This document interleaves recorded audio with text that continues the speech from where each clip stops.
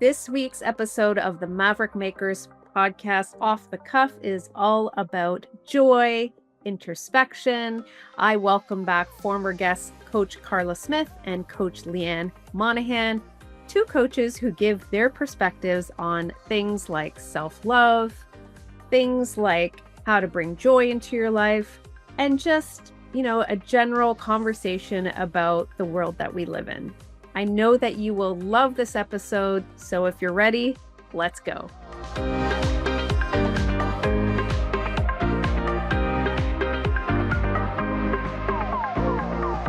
Welcome back to another episode of the Maverick Makers podcast. Once again, a special edition, which is our off-the-cuff format, where I welcome back former guests and we dig a little deeper, but we go totally unscripted.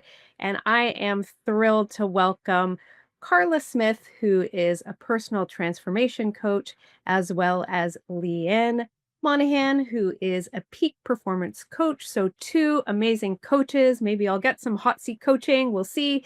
But I am thrilled to dig deep, and I think everyone will really benefit from this conversation. So welcome, ladies, back to the show. Thank you.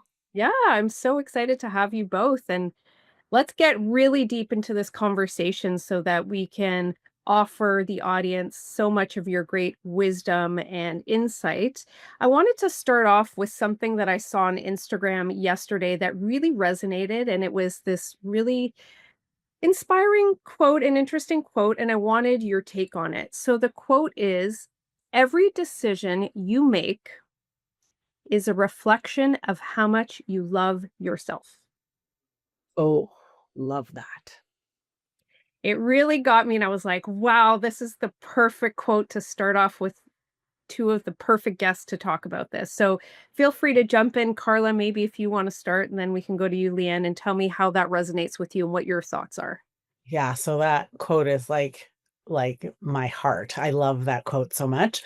Um, I feel like my whole journey has really been about learning that quote in my own personal life and then being able to share that with all the people that I have the privilege of supporting. And I feel like the key piece there is that reflection piece, right? That until we're really truly aware of how much we love ourselves, it's really hard to make any shifts in that or to navigate something different than what we've just sort of done as a default for so long. And so once we become aware of what's possible in that self-love kind of place in our own internal love for ourselves, things really shift. Amazing. Love it. What about you, Leanne? Carla, that was just poetry in motion. But here's the thing for me. Here's the piece, because it comes down to your self-image, right? How you see yourself. And when we think about it, and I've been digging deep into this, into your mistaken identity, like the false beliefs that you hold about yourself, how you hold yourself in shame and guilt, especially as women and mothers. Like, I mean, it's synonymous, right? And for me, it's a lot of clearing up all of that mistaken identity, going deep. And then it's like a return to yourself. And then it's like, oh my God, yes, you know what? I love you. Like, you're incredible. And and this is my quote to kind of go with what was said. And, and especially at this age too, I mean, perimenopause, menopause, a lot of things come up and our identity shifts. And then we're like, we don't know who we are anymore. And, our identity has been around family, kids, work, and then even an old identity of a body type. And as the hormones shift, right? And so a woman who has healed many traumas and still remains with an open heart is not a woman. She's a mystic, she's an alchemist, and she's magic. And then that's that whole self-love. And then the decisions can flow from that space whenever you come back to yourself, reintroduce yourself to you, fall in love, and then move forward. So thank you. That was such a great quote. Yeah, let's dig a little deeper of what you just said. So, if someone doesn't know what you mean by a magician, a mystic, Oh, explain what you mean by that. oh, okay. So mystic is, it's an ordinary person doing ordinary things, but the difference is that they are here to be themselves. Mm. And they are here to experience. I mean, we can use words of connecting more with divine, which is yourself, which is self-love, because it's all a connection. So that everybody to me who's in the work is a mystic, right? And then the alchemist, that is the transmutation of energy. So taking, all of the false beliefs, the traumas that we've all experienced in our life, and then transmuting that energy into something beautiful, into your superpower. And I know, Karla, your coaching is based on that. And so is mine. And, leading women, through that journey. And then finally magical. Well, it is magic. And, magic's in every day. And I just love the playfulness of the word magic, and so that's the meaning that I have to it. So I love that. And I think it's so I love when we use the kind of language that's not just every day, so that we are really embracing what is possible for us. And I feel like so much of this connection to ourselves, so this inner wisdom, which is where I really try to get people to connect with in my own practice, is this idea that there's so much external noise that we hear all the time, especially as women, since we were like 10 years old, maybe even earlier, probably, but where we start to like believe it, as Leanne saying, like all of those negative sort of inner critic thoughts that are become who we think we are. And we get really caught in that being how we show up. And when we can really tune into the divine, that inner wisdom that really lives within every single person, it is possible for us to then shine in a completely different way, right? And that happens for everyone. I love to say, because people are amazed by our journeys. How did you get to be to this place? And I always say, I'm not that special. Well, I am special, but I'm not more special than anyone else. This is possible for everyone. And I think that's the key piece. Whatever language you're using, it is this connection back to yourself. And I think that's what I love about the quote so much. Yeah. Yeah. So back to what you're saying about being a mystic, a magician, having all that internal intuition. I think we as women all have that, but there are some people, and maybe it's age, who completely ignore it, or as they mature, start to embrace it. So how do you teach women specifically how to listen and really accept that power? So for me, intuition is actually a gift that we have, and it's one of our six higher faculties, right? Intuition, imagination, will, reason, perception, and memory. Those are our six higher faculties. So, being in the fitness industry for what, over 44 years, it's a muscle. Whenever somebody pops into your head, reach out to them and just say, "Hey, were you thinking about me?" Now, people don't use this as a dating, like, please don't. It's not meant for that. But you know what? 9 times out of 10 or 10 times out of 10, they were like, "Oh my gosh, I was just going to reach out to you." And that's a playful, easy way, an entry point to start to strengthen up the muscle of intuition. I love that. So good. And I think I would also add noticing. So often we are in this default autopilot way of being. And I think when you're talking about those people who don't know the power that they have within, it's because their life is literally on autopilot. And when we notice anything different, we can't unknow that. Right. So it's this like observation, that kind of idea where you're kind of imagining that you can see yourself from above and just like noticing how are you going through on a daily basis, or on a minute by minute basis, even like it's just these quick exercises that you can do that just get you back into being able to connect with who you are and how much you know, uh, intuitively, from this wise place. Yeah, love that. What happens when we ignore that? The signs, the inner voice, what happens? We're meant to be in flow and in harmony. I mean, of course, the law of rhythm, it's not always going to be 100%, but that's how we are meant to be at ease. Mhm. And whenever we're not connected to our intuition, separating from ourselves or separating from the divine, we're cutting that communication. And then you're at dis-ease.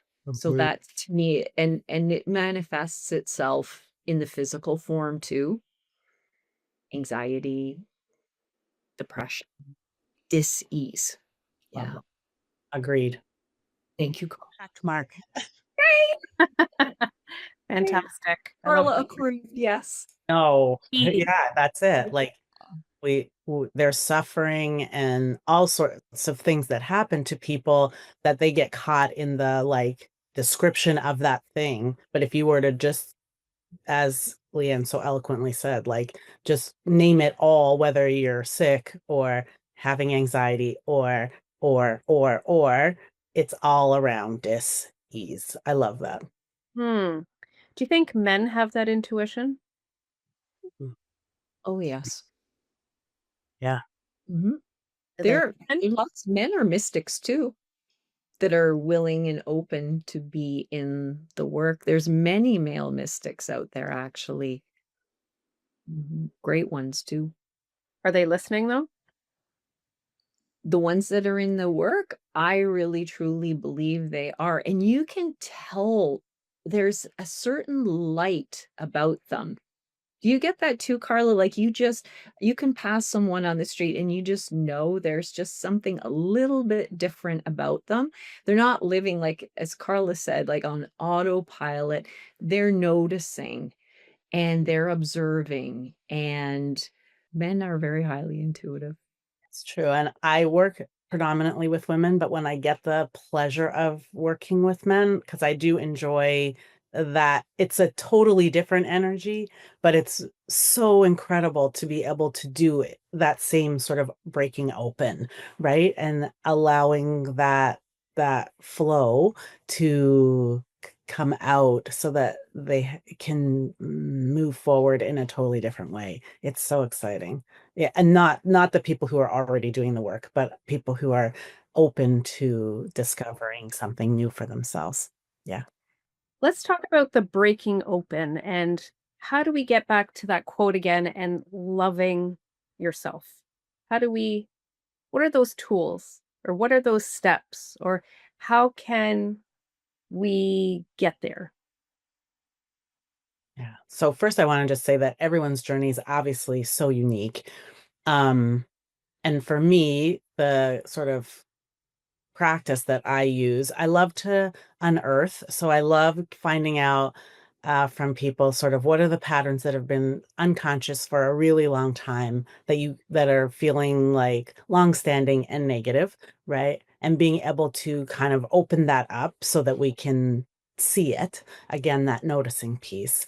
And then I love the idea that we can do really baby step things that lead to huge transformation, right? So bringing in small practices that feel, nurturing, nourishing, um, intuitive, compassionate, gentle, all of these things. Once we bring that in, it is possible to, at the same time as understanding, like, I don't want to do this thing again, it's possible to add in something completely different, do you know?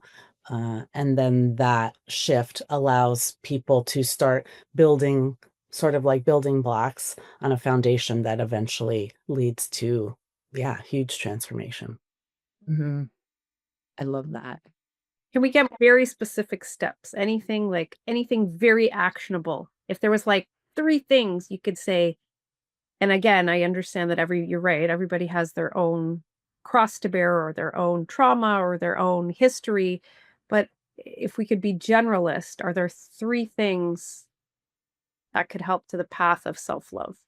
Awareness for me, and I'm glad, Karla, we're on the same page. Awareness would be number 1, and then whenever you become aware of it, then, there's a very masculine way to do it, or, there's the beautiful way that Karla is, weaving, and, she's just so eloquent the way she says it. For if it depends on my mood, but then I'm like, okay, when I'm aware of that thought or that pattern that's coming up, I snap my fingers and I interrupt the pattern and I say, nope, I'm not going there. And then I focus on the polar opposite of what that is, because you need to have something positive to fill that void, or that whatever it is that you want to change. So it's snapping your fingers, nope, I'm going there. Mhm. And then number 3, it would be the repetition. I mean, it got in there by repetition, so it needs to go out by repetition. So it's just the discipline of, nope, I'm not going there. Nope, I'm not going there. And then, being kind to yourself along the way.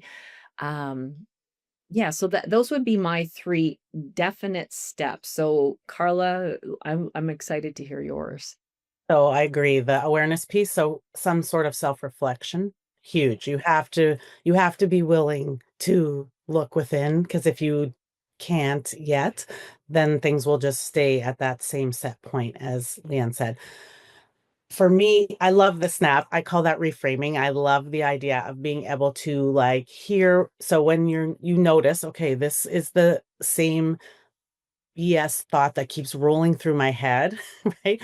I and so then what I do, which is a little bit bizarre, but I'm gonna do it live right now. So I used to, when I had those thoughts, go pretend that I was like a canister of film or whatever, and like literally go blah, blah, blah, blah, blah, blah, like, and roll it back and then say a more and it doesn't necessarily have to be like, I hear you, positive is so powerful, but it has to be compassionate. Like, to me, that's the key piece, is that we spend so much time beating ourselves up. And so if we can be compassionate, because the reality is there are things that maybe we need to learn. Maybe we need new resources. Maybe there's all sorts of things that could be possible. And we're saying something so horrible about ourselves because we're in shame, right? Instead of in compassion. And so then if we can say, I'm ready to learn this thing. So whatever we replace it with is positive. It doesn't have to be like super Ye amazing positive, Yes, yeah, right? I know you agree with that, yeah. but it needs to be powerfully positive, right? It needs to be empowering. And then I would add, like, I agree, the repetition piece, you have to be committed to what you're doing and dedicated to the process. And then I would add in gratitude. Like, the more that we can celebrate that the things that are happening, whether they're the lessons or the, next new step, the more we can celebrate that, acknowledge that gratitude piece is gonna birth more great stuff toward us. So those are I would add in that. So I'm choosing 4. Okay, I love that. I love that last piece of Yeah. gratitude. I'll Yeah, go. I think we're like on the same page always in this way. We have different methodology, but I think we agree so much in the power of reflection, change, like the changing pieces, and then practicing that, right? Over and over so that you're moving forward. Yeah. Look out, Mel Robbins. I feel like they're bestseller here and some techniques from what I took, and I really love this, is when I have a negative thought, Mm. so I hate my body, I kinda snap, and that instantly gets me out of it's almost like her 5, 4, 3, 2, 1, but it's like a sound that really, you know Yeah. then I also love the film reel because it's very appropriate to me, but the and I'm gonna rewind, and it's something again, take me back, and I'm gonna say, "Wait, okay, that was like a moment ago. I no longer hate my body. I love my body." And then Yeah. there's the gratitude piece. And I think that's amazing. I love these steps and I think they're beautiful. So thank you for sharing. Definitely And gonna try them. you can say like, I'm working on my body, or I'm like so grateful for my body. It doesn't even have to be like, sometimes when we say I love my body, we know we are like, it feels like too much to say. So we can say something that's equally powerful, but not necessarily like just the polar opposite of what we're, Yes. Yeah. right? Yeah. Yeah, and Carla, to speak with what you just said about the polar opposite, Maxwell Maltz in Psycho-Cybernetics, one of my favorite books, he actually quoted Jesus and he said, "You cannot put a new patch on an old garment." Like, you still got this old garment, and then, you have to change the garment, just not put a little patch on, so it's too much to stretch. Love that. Yeah. I find a really cool soul patch. No, I'm kidding. Yeah. Carla, what brings you joy? Oh man, lots of stuff brings me joy. I feel like life is joy, do you know? So I just want to start there. And then like being able to um like see how my kids are moving forward in the world. That's so inspiring to me to just watch that I made these little beings and now they're like all over doing all sorts of cool things. But I find joy in like the blue sky and like the different colors of green in a park, or that like right now I'm not wearing socks. I'm like so happy that I don't have to have socks on because it's warm enough, outside. So I feel like joy is internal as well. And as we learn to like rev it up, it's possible for us to connect with it around making dinner and having a shower and getting a good night's sleep. And joy is just so potent in terms of filling me up with, inner peace and satisfaction in my life and contentment. I love all of that. So thank you. Thank you. Thank you. What about you, Leanne? What Yeah, brings you joy? I love that. Well, my granddaughter, she brings me joy. Oh my goodness. It's so fun to see like a little mini me. Mhm. So cute. And then of course I'm very much an outside natural earthy girl. So, going for a walk in the forest and, rollerblading beside Lake Ontario when I go down to Burlington, Hamilton down there. I mean, that just brings me joy. Um, Eating a great piece of chocolate cake, like, oh my God, just simple things. And then cooking a really nice meal and sharing it with my husband. Like, that's yeah. So it doesn't like, I'm like you, Carla. It's not big things. It's just accumulation of, you know, just standing, going for a walk. I like love sunsets. I love sunrises. And so just very simple things. I think it goes back to that divine piece, right? That there's just joy in everything. And when we decide to notice it, our life can be just like it's like we see in a different color, you Mm, know? Beautiful. Yes. Yeah. beautiful. Well, I love this kaleidoscope conversation and all this joy. And thank you so much for bringing a smile to my face. And I know you will bring a smile to so many others. And thanks for digging deep and really appreciate all your insights, ladies. The Maverick Makers podcast is sponsored by Maverick Makers Content Creation Collective. We fuel your content pipeline through video, photography, design, and editorial. Let's connect to your audiences and make more sales. Learn more at maverickmakersco.com.